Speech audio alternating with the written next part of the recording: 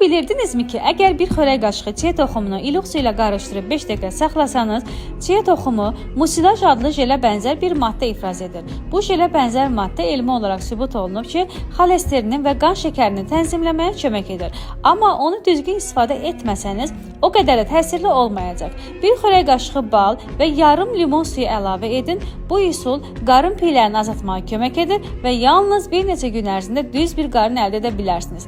Amma burada vəziyyət daha da yaxşılaşır. Bu içki həzminizi yaxşılaşdırır və ürək-damar sisteminizi qoruyur. İstifadə qaydası belədir.